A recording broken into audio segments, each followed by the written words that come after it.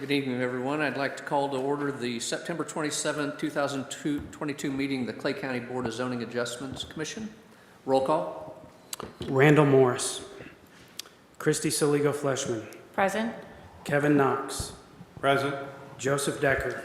Present. Chairman Mark Beggs. Present. Next on the agenda is approval of the August 23, 2022 Board of Zoning Adjustment minutes. So moved. Second. Vote. Christy Saligo Fleshman. Approved. Kevin Knox. Approved. Joseph Decker. Approved. And Chairman Mark Beggs. Approved. Motion carries. Just some housekeeping items before we get started tonight. First, welcome everybody to the meeting. The meeting is being recorded, so every time that you speak, we'll have you step to the podium, state your name and address. That way we can keep track of who's saying what.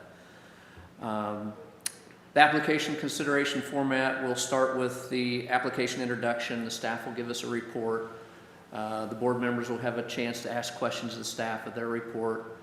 Then we'll have the applicant come forward and make their presentation.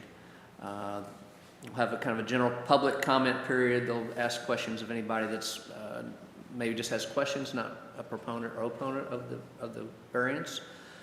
Then we'll have opposition to the variance come up and talk. We'll let the person that's presenting the application or anyone in the audience that wants to speak in favor of it to come up, and then we'll give the opponents another chance to make a rebuttal.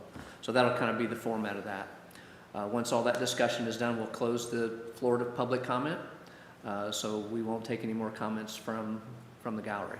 That'll be board discussion. Board will actually discuss the application, and then we'll make a motion and we'll take action on the request.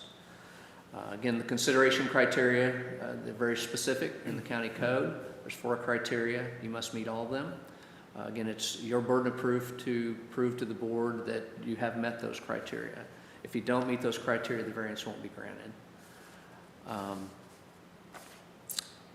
think that's about it. Oh, so on your presentations, we need to think about this as, in fact, we need to talk about facts and not opinions. A lot of times when we get a big group in here, emotions run, and we get a lot of opinions without a lot of fact. Those don't carry a lot of weight because they're just opinions, unless you're a professional that's giving a professional opinion. That's the case when you step to the podium, say, if you're an attorney or a landscape architect or an engineer, you need to state that so that we know we're getting a professional opinion that we can rely on. So that's kind of the format of that. With that, we will get started. The first case and only case is case number 22-105 BZA. This is a request for a variance from section 151-8.2B5 of the 2011 Clay County Land Development Code pertaining to traffic movement and pedestrian circulation, specifically a request to allow a 60-foot wide shared ingress-egress easement for a driveway access for a lot less than 20 acres. Such a request will be in non-compliance of the county code requirements. The applicant is Charla and Lanny Lee. Before we get started, we better swear in everybody that is going to testify tonight. So if you're going to speak tonight, if you'd stand, raise your right hand. We'll just get you sworn in. Is that any comments? Yeah, absolutely. If you're going to if you're going to say anything at the podium, then, or if there's a chance you're going to, we want to get you sworn in. You swear to tell the truth, the whole truth, and nothing but the truth? Okay, thank you. Let the record show three from the gallery have been sworn in. So staff report. Yes, Chairman. Would like to add the staff report as part of the official record. So be it. So we've got the property in question pulled up. And give me just a second. I want to find my laser. So we're kind of going to go over a bunch of different things that we believe happened in the past. The specific property we're talking about is right here. It is landlocked at this point. The Lees own 2 lots up at the front as well that are part of a platted subdivision that we'll discuss in a little more detail. These 2 lots up front are roughly 3 acres. They're part of the West Springs plat that was recorded at the beginning of 1980. The property is zoned R1, which is residential rural zoning. Our current standard for R1 zoning is 10 to 20, less than 20 acres, but they were rezoned years and years ago. And there's roughly 20 acres as part of this subject property. So the request, as the chairman said, is a request to allow a 60-foot wide shared ingress-egress easement for driveway access for a lot less than 20 acres. So basically, the 2011 Land Development Code allows you to landlock a parcel if it's 20-plus acres and it's provided a 60-foot wide access easement. But it does limit you to 4 20-acre lots per access easement. That is section 151-8.2 B5 of the current code, and the applicant did submit a letter that was included in the staff report. So this diagram's kind of showing what they're proposing to do. So the red outlined area would be the 60-foot wide access easement. There'd be a lot number 3, which is 10 acres in the back. Again, if this was 20 acres, then we would not need the variance because the current code allows that. And in the front, the property line goes through the pond. We try to avoid that currently, so they're proposing to move this property line, get all the pond on lot 2, and give a little bit of the back lot to lot 1 to make it right at 3 acres. So the proposal is to, if the variance would be approved, they would take this through the platting process. We'd rezone and plat it, creating those additional lots. The only variance needed is to allow that 60-foot wide easement to a lot less than 20 acres. We believe the other lots would meet all of the county's requirements. So here's the 4 criteria. I like going through these individually because this is what this case revolves around, and this is what every variance criteria or case revolves around. The first criteria states the requested variance arises from conditions that are unique to the subject property, that are not ordinarily found in the same zoning district, and that are not a result of the owner's intentional action. Second criteria is the granting of the permit for the variance will not be contrary to the public interest and not adversely affect the rights of adjacent property owners or residents. Staff did receive several phone calls from adjacent property owners. We did not receive what I would call opposition. Most of it was concern about this being associated with the quarry that is to the south. Obviously, this has nothing to do with the quarry. I'll show you the surrounding area, and I'll try to point that out. The third criteria is the strict application of the provisions of which a variance is requested will constitute a practical difficulty upon the property owner represented in the application. And the fourth criteria is the variance desired will not adversely affect the public health, safety, or general welfare, nor destroy the intent of the comprehensive plan. As I stated, if this variance is approved, it would have to go to the Planning and Zoning Commission and County Commission for a replat and rezoning. Criteria number 4 talks about destroying the intent of the comprehensive plan. If the board finds that all the other criteria have been met, staff does not have concern that this request would destroy the intent of the comp plan. And the BZA may impose conditions on a variance if it's deemed necessary to eliminate or minimize any potential adverse impacts or to carry out the purpose of the Land Development Code. Okay, now we're going to kind of go into what we believe occurred over the years with this property. So right now, this is the Lees own the bottom half of this entire property. But at one point, this was all one property. In 1975, that was deeded from one property owner to another.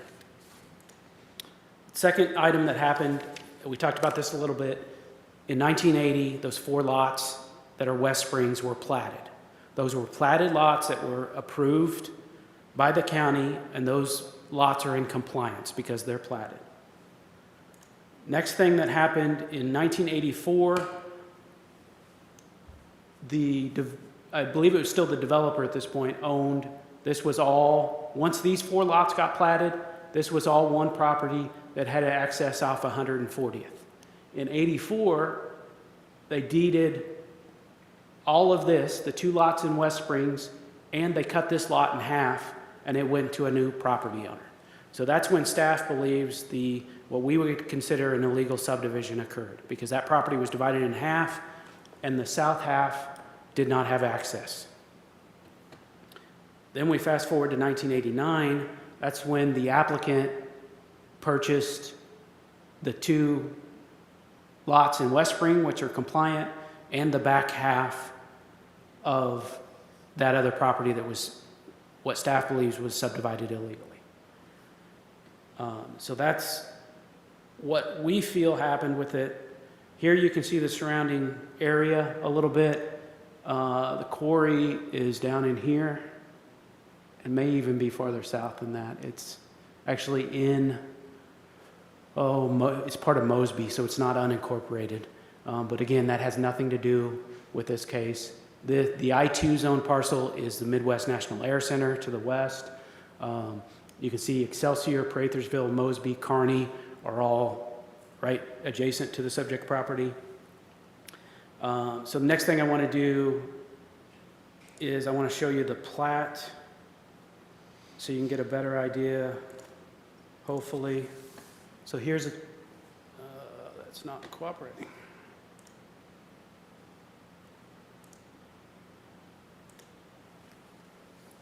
Okay, so here's the plat. So here's lot 3, the 10-acre lot, the 60-foot wide easement, and the 2 lots would be created, not created, they exist now, but the lot lines would move around, getting the pond all on one property. So that would be the next step if the variance is approved, to go to the Planning and Zoning Commission and the County Commission. And then I want to show the property on our GIS map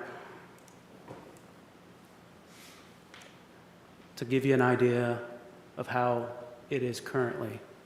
So this property is flagged as well. So this was part of this property until it was subdivided. Again, our enforcement on flagged properties, we don't give out building permits on those properties that are flagged until it's corrected. So you can see this lot has access off 140th. These 2 lots have access off of Cameron Road, but this lot does not have access currently.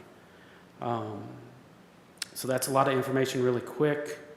Shane and I would be happy to answer any questions that the board members have, and feel free to ask me to go back to anything that I didn't discuss very well. So what's ownership on go back to your GIS map, please. So the West Springs lots, the 2 southern ones, what's the ownership on those 2? You're talking these 2 lots right here? Yep. That our applicant tonight owns those lots. Okay. And you're going to vacate the original West Springs subdivision plat? If the variance is approved, we would replat it, and they could move their property lines around, and the plat that I just showed would become the official plat for this subdivision. So it would be basically a replat of lots 3 and 4 of West Springs, but it would also include the 10 acres in back, or the 13 acres. There's currently only one structure, one residence on that 20 acres, that southern half. Yeah, there's a house on lot 4. There's not a house here or here.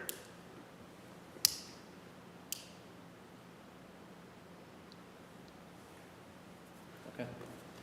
Thank you. Any other questions for staff? Yes. I understand the process of how it got the way it got, and your explanation earlier of flagged property seems to apply to these 2, is that correct? Yes, this Okay. property and this property And is those 2, flagged. Right. Now, the question that I have is with regard to the 60-foot wide easement, where does that requirement for that wide of a street, which is essentially serving just this rear property, come from? So the Land Development Code, the way I interpret it, gives the option to do a 60-foot wide easement. Now, keep in mind, the driveway does not have to be the full 60 foot, but the easement itself is required to be 60 foot wide, the driveway is not. But the Land Development Code gives that option for lots that are 20 plus acres without access.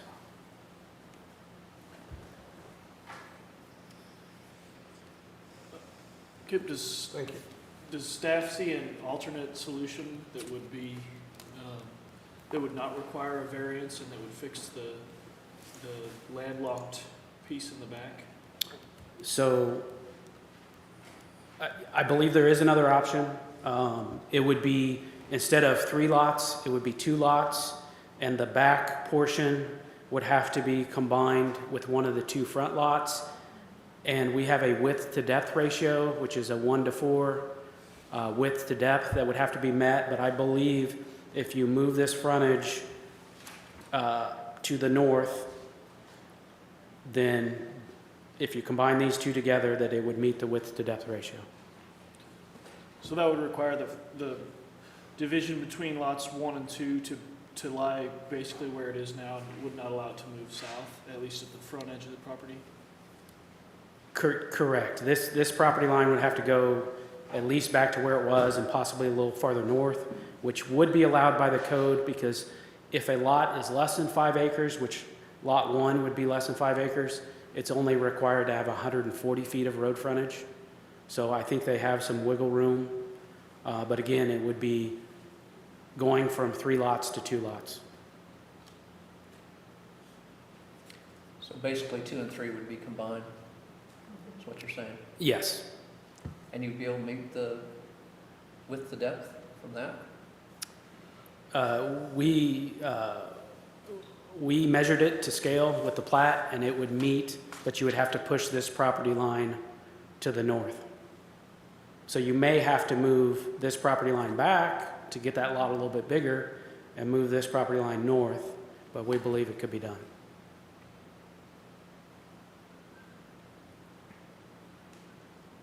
If you look at that south property line, it's already at almost 1,300 linear feet. So that's, I think, why you said you'd have to move the Kip, is there a solution that would just split the 2 lots into one north lot and one south lot, and basically just divide lot 3 between the existing 2? The existing 1 and 2? So we wouldn't want that property line to go through the pond. So I like the portion of the plan where the property line is being moved and not going in the pond. So that would be our preference, because the Land Development Code requires that we put a utility easement around each outside property line, and it makes 0 sense to run a utility easement through a pond.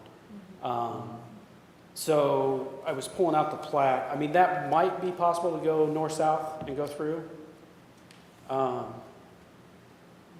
But again, we would want them to go around the pond, so I think the better option at that point would be to combine the back with one of the 2 front lots.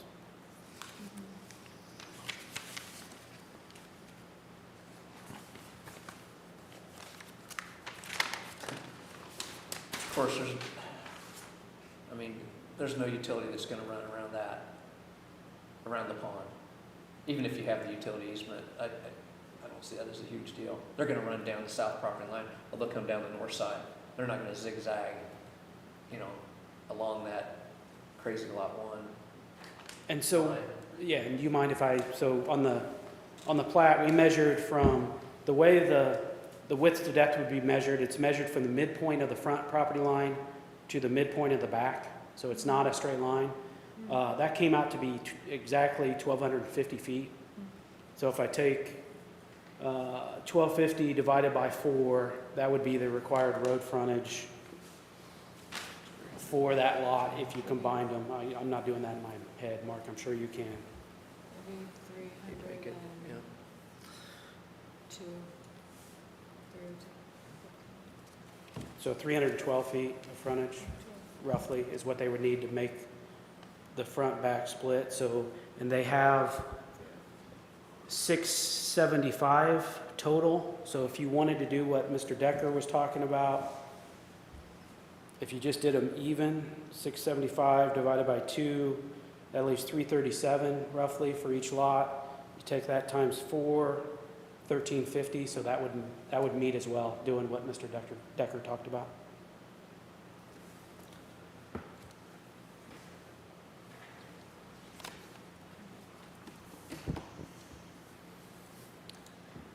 Any other questions for staff? I have one other question. Kip, regardless of all of these issues for this property, the property to the north remains, shall we say, plotted without the proper process, is that correct? Yeah, that is correct. It is flagged within our system. Now, I will tell you, and I can look it up here if you'd like, but they were given a building permit at one point to, I don't know if it was to build I think it was the house and the accessory building. It's been a few years now. I'd like to say we catch them all. We don't. Understood.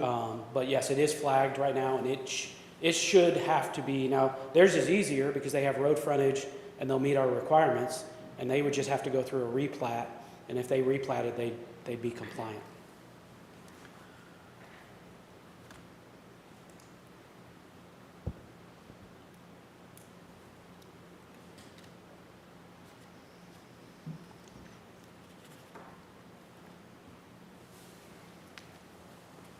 Any other questions? Not for me. Okay. The applicant would step forward, state your name and address for the record.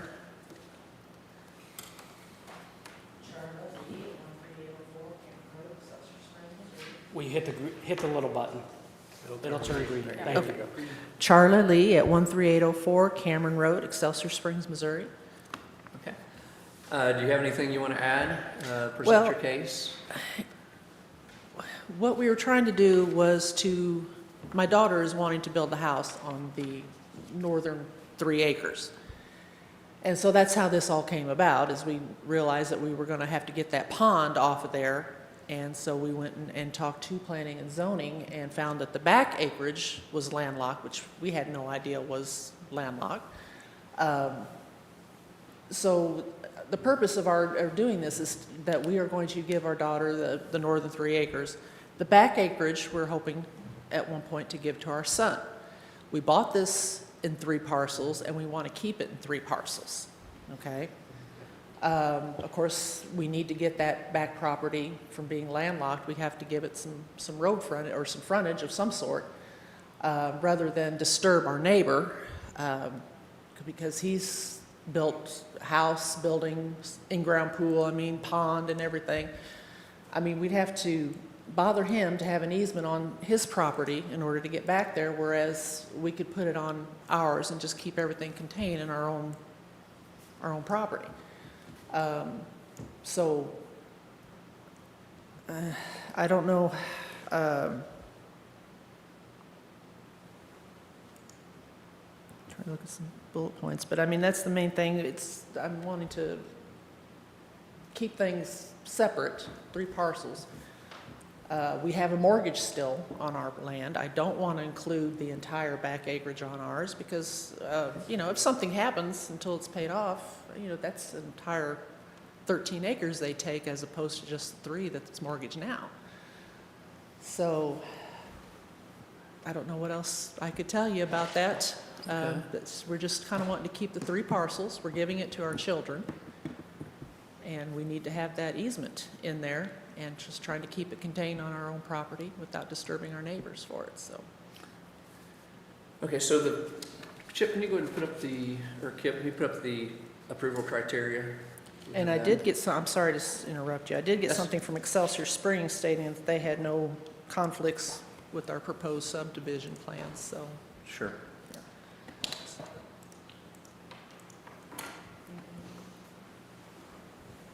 So these are the criteria that you've got to meet for variance to be granted. And I always come to that first one that's really tough for most to make, and it's the last part, and it's that are not a result of the owner's intentional act. Right. So I understand that the property was improperly subdivided. I Exactly. understand that's not your So we're trying to fault. correct it. Right. But the problem is trying to divide it into 3 pieces when it could be divided into 2. help me understand how this is not an intentional act, moving forward with this subdivision. How it's not an intentional action, I guess. To non-intentional meaning, Well, if you had not wanted to subdivide this into 3 pieces, I mean, that's the intentional action here, is to make this subdivision, do this replat.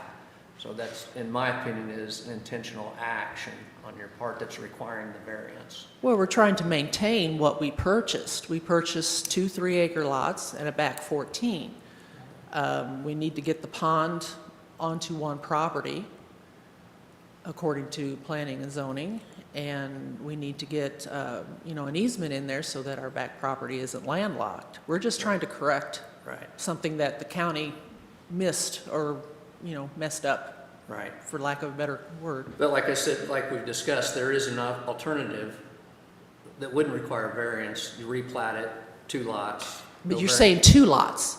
2 I lots. have 2 children. One's going to build, and I have another one that plans to build later. I understand that, but again, there is an alternative here to break this into 2 pieces that doesn't require variance. We cannot grant a variance if what you're asking for is intentional act breaking into 3. We can't grant the variance unless you've got some really good supporting evidence. Well, we're of why on the- one lot. We live on one. My daughter's going to build on the other, and the back is what we're preserving for Right. later. I understand. But again, breaking it into 3 pieces, that's the issue, as opposed to breaking it into 2. And I understand you've got 3 children, and I get all that, but we're a variance board, and we have to abide by these criteria. So the intentional act of breaking into 3 instead of 2, you could correct this by breaking into 2 pieces, everything goes away, and we don't require a variance.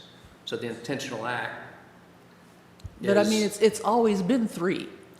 I get that. I understand that. But it was in non-compliance with county code. And I don't know how this got through, but asking us to keep it as 3 and adding something that's non-compliant by giving a variance isn't going to meet the criteria, in my opinion.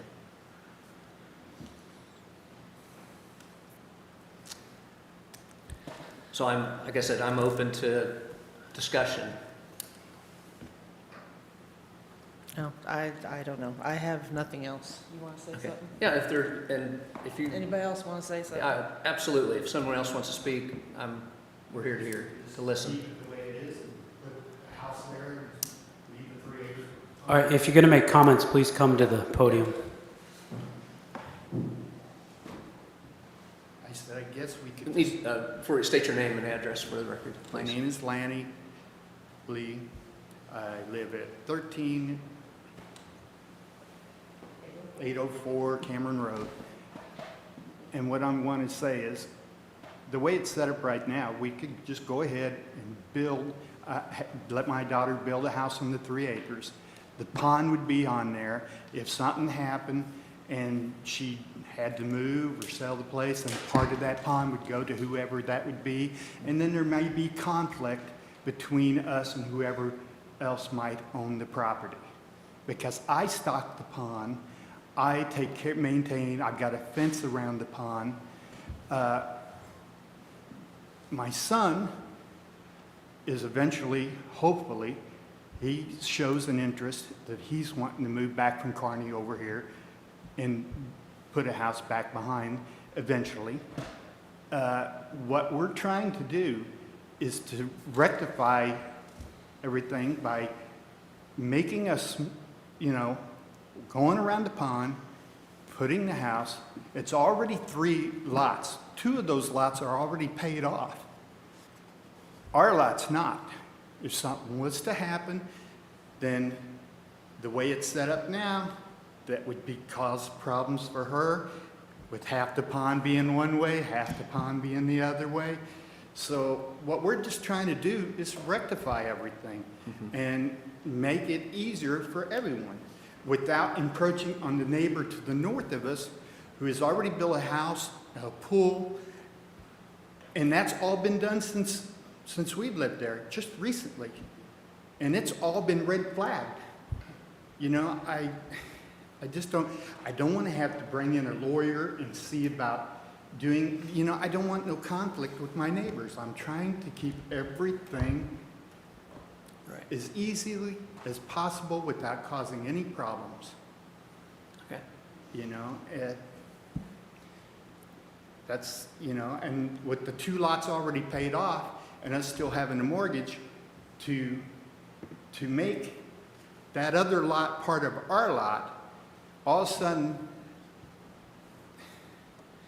you're asking me to take land that's paid off and put it onto a mortgage that's almost paid off, that, you know, that isn't. You know, and, you know, I don't know what else we can do.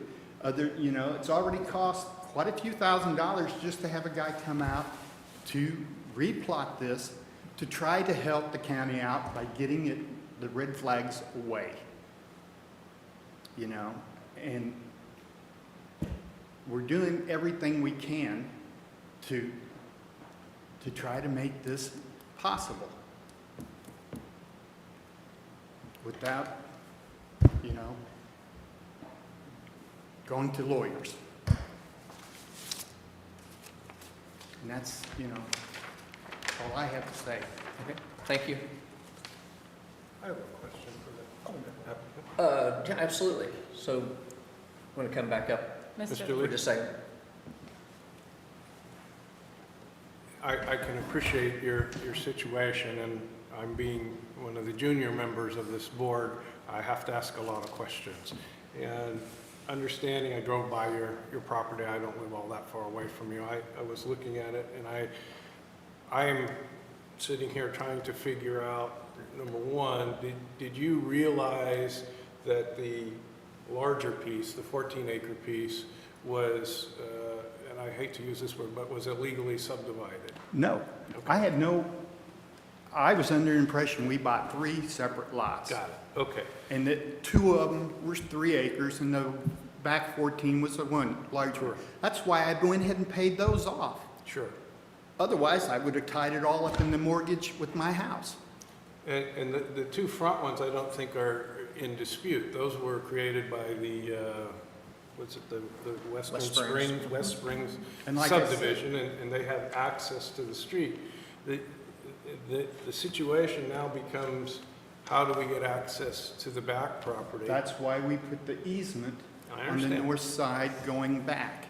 And my concern in reading the reason for the variance, and I'll read it just for the purpose of trying to understand, that the county has a general concept that they don't want to have driveways coming out all over the place every which way, and they prefer to have, what do you call it, a cul-de-sac or a common driveway, or what, so there's single points of access, so not so many people are entering, in this case, Cameron Road, from a subdivision, whether it's 3 lots or up to 4 lots, or if you got even bigger.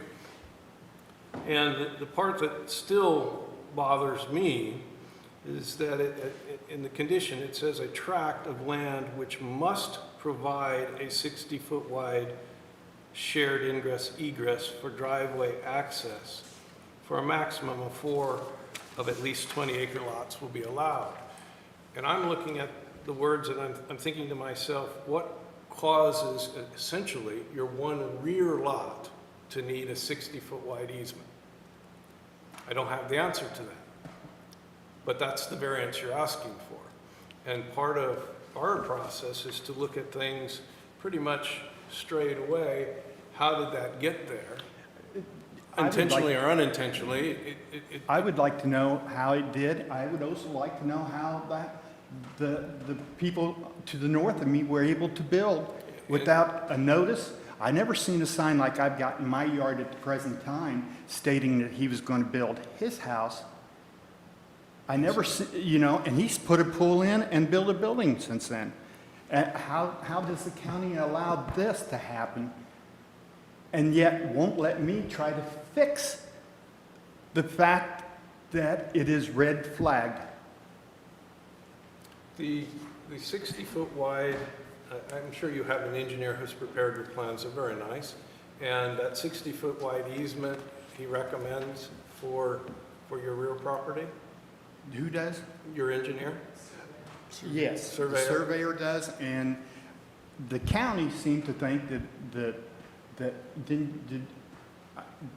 how did you feel about the fact that we were putting the easement back there to justify to get rid of the red flag situation to the back of our property?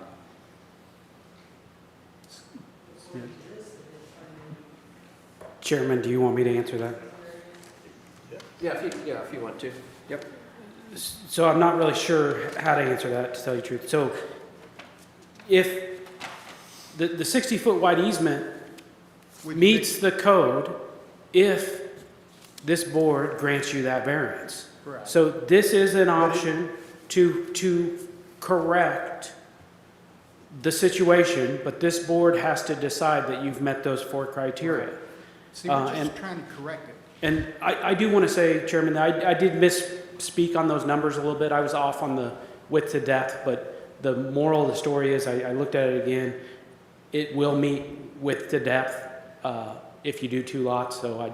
But my numbers didn't add up. I did it really quick, but it will meet if it's 2 lots. So I want to include that. Now they're bringing up, as I stated in the staff report, I can't answer why the owner to the north was given building permits. Shouldn't have been. Stuff happens. I know that's not a great excuse, but it is flagged at this point. And I feel like I missed another question, but I'm not sure. Just trying to fix it. Pretty sure now that this is on the land development, or the KIPS department, there probably won't be another building permit issued on that north piece. And I'm pretty much sure that's not gonna happen. Why would they have to build anything? They've already got a nice in-ground pool, a big barn, and a beautiful house. Well, when they go to sell it, it may be a problem.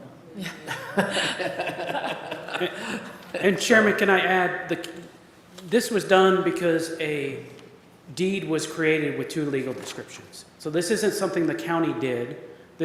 Whoever owned the lot, and we could look at the name and all that, but this was done when somebody took that parcel of land, split it by legal description, and then recorded those new deeds. Yeah. So that's not something the county can control really at all. I can never stop somebody from creating a legal description and creating parcels that don't meet our code. But our enforcement is we flag it. We try to work with people to fix the corrections.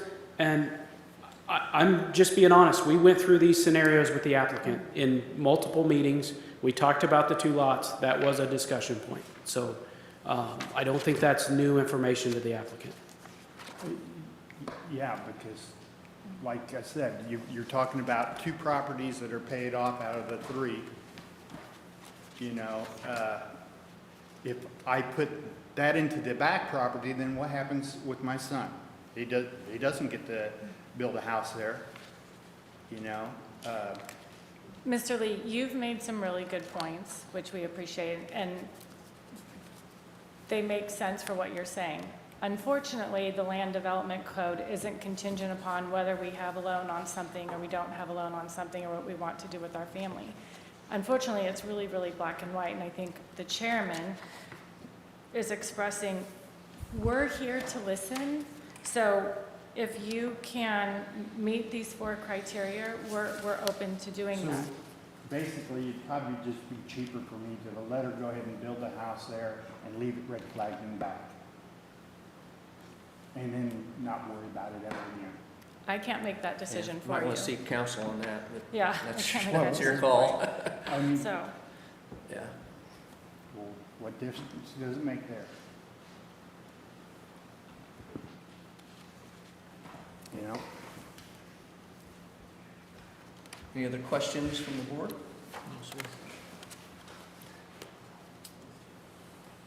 I'll ask if there's anyone opposing. I don't think for the variance, opposing the application. This would be for people in the gallery that are opposing the variance. My name's Kevin Bush. I'm at 13823 Cameron Road, directly across from the easement. Do you need me to wait till they're finished down there? Yeah, let's wait. Yeah, let them finish. You're directly to the east, Correct. your property. And You what was need your me to name, restate Kevin? that again? Yeah, if you would. Kevin Bush, 13823 Cameron Road, directly east of the proposed easement. And I hesitate to even be up here tonight because Lanny and Charlie are great neighbors.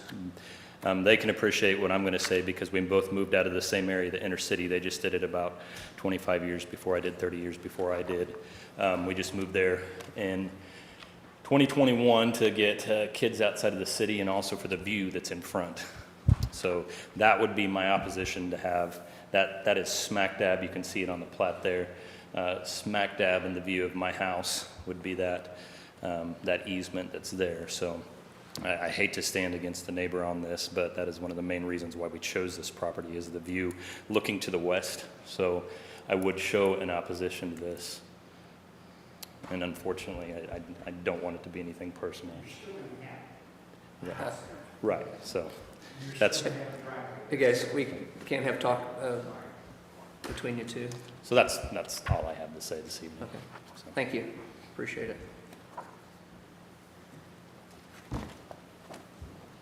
I'm not going to ask for any other comment if there's anyone else here because everyone has spoke. So I will give the applicant a chance to come up if you want to rebut anything that's been brought up from the opposition. Again, you'll need to state your name and address again for me. I do. Yeah, you do. My Just name- so they can transcribe the minutes. My name is Lanny Lee, 13804 Cameron Road. Okay. As far as the opposition goes, if I build a house there, there's still going to be a driveway there. There's still going to be a house right in front of your house. So you're going to lose that scenery no matter what. As a matter of fact, this is a two-story house she'll be building. So, you know, it's not going to make a difference. Okay. Thank you.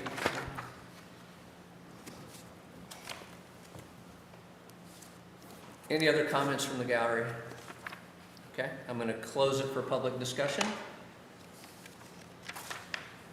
And I will ask the board if there's any discussion. Further discussion? Yes. If everybody's, Nothing from me. nothing from you?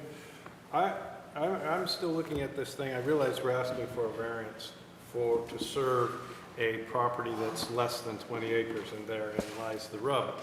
And I certainly understand that the easement of 60 feet is very, very wide to accommodate a driveway. That's not needed for a single lot. I noticed that we have an R1 zone that requires one dwelling unit per 10 acres. And they are creating a lot and fixing some things. It's not part of the variance, I understand that, but they're creating a 10-acre lot. And they want to put one house on it. And my question remains, is the provision of the ordinance that appears to be problematic, is there a requirement that that one lot have a 60-foot wide shared ingress-egress easement, since the other two lots that they've already created have access to Cameron? There's no shared anything at this point. This is, I mean, we may say it, but practically speaking, it'll be a driveway to the back, and it can occur anywhere you want to put it on this property. But when it's 60 feet wide, and it's required of Lot 3, and Lot 3 is not 20 acres, hence the rub. If it's not required, we don't need a variance, and they rectify their legal boundaries with the very nice drawing that they've prepared. And that's my question and concern at this point. I think the way I see it, if it's split into a third lot and a third party buys it, they can basically shut them out if there's not an egress. Well, clearly. And that's the problem, it's landlocked, which should have never happened.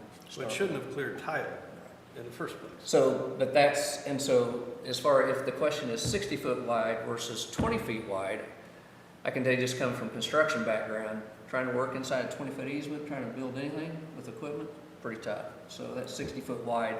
You know, the driveway may only be 15, but at least that 60 foot gives them some room to work. So is that the question? Or are you just questioning the? It's because it's ingress? 60 foot wide, that's where the specific ordinance comes into play. And in the way it reads, it says a property or subdivision that must provide a 60 foot wide shared driveway. And my question is, does lot 3 have to provide a 60 foot wide easement to be a lot 3? Assuming all of these other issues to be resolved, if this was legally created once upon a time, and instead of the driveway going up here to 140th Street, they want to come off of Cameron just because they like it better, or they want to drive around the pond, or whatever their reason, could you accommodate that without triggering number 5? And that's the question I don't know the answer to. Could you pull up that history? Yes. Because I think that would answer the question. And I'm not sure if I understand the question, but that lot can exist back there, Just keep it built. it just can't be built on. I don't know if that's, Probably can't be financed on either. What was your question? So the next step, in 80, came that, and then 84 This became Wharton, that. He's the developer. Or she. so Chairman, I think the code isn't, it's not my favorite section of code because it's not super clear. I wish it was a little more direct. But the way I interpret the code is if you're landlocked, you have to be served by 60 foot wide access. So at this point, this lot does not have access. To me, it doesn't matter if it comes through that northern lot or the eastern lots, but it needs to be served by 60 foot wide access. And to do that, it needs the variance. I don't see a way of providing an access that meets the code without the variance. Does that clarify? Is that? No. But it's the same answer I've gotten several times. Right. So I am kind of in agreement, that third lot's gotta have, It gotta needs have access. access. It's gotta have access It from the needs right. access, but I think the code's provision, and I'm interpreting something that I didn't write or create or was even around when it was created, because their intention is to combine larger properties, 20-acre properties, together and provide a single point of access to public right-of-way. All of that makes perfect sense. And because they're staying below 4 lots, that magic number changes it from one type of a subdivision to another type of subdivision. That's all, and all of that makes perfect sense. But if I just had that lot, and it wasn't the Lee's, it was mine, we're both named Kevin, I'm sorry for that. If I bought that lot, and I was able to get it legalized, and I needed to provide a driveway, and I went to the Lee's and I purchased a driveway, do I trigger this provision? We would still need to plat the lot. Well, platting the lot is, there's no question, and I don't think there's any problem platting the lot. It's platting the lot and not having access that triggers this problem. But you still need the variance because it's less than 20 acres. Would any, well, for example, the West Springs subdivision didn't need the variance. Because they had road access. And they were properly platted. Yeah, that's true, okay. Yeah.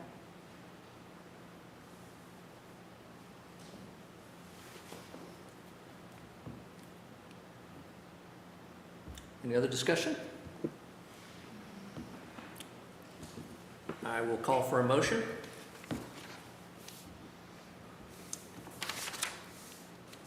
So I move that we approve a variance request to allow a 60-foot wide shared ingress egress easement for a driveway access for a lot less than 20 acres to meet the requirement in section 151-8.2B5.